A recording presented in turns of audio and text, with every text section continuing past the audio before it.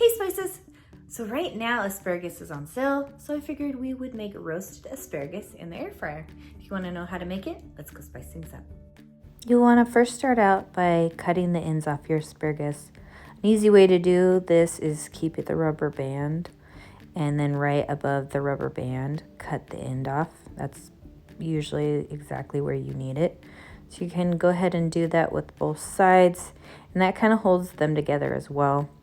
And then there you go. Here's your asparagus. This is the length you need. And you can go ahead and take the ends off. And then once you wash them, go ahead and put them in a bowl and drizzle some avocado oil. And then we're going to do some garlic powder. And then we're going to do some salt and pepper, crush some salt and pepper. And then we are going to add some chili powder. That's what I really love on my asparagus. And then next we are going to just toss it all together so that all the ingredients get all over it. Next we are going to take some lemon, a half a lemon, and squeeze it all over the asparagus. And then you'll just want to repeat the process of the garlic powder, salt and pepper, and the chili powder. And then after that, you'll of course want to stir it all together again, and you can use whatever kind of oil you prefer.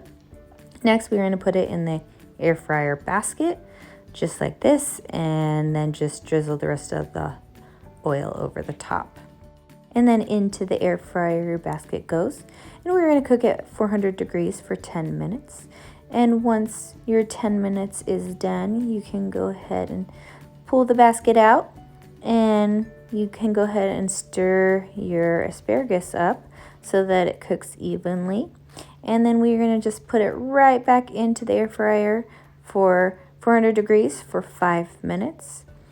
And then once 5 minutes is done, let's take a look.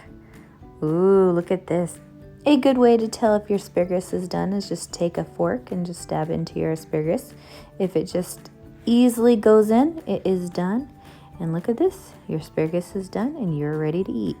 I hope you enjoyed the recipe, and if there are any other ideas that you would like me to make for you, go ahead and comment below.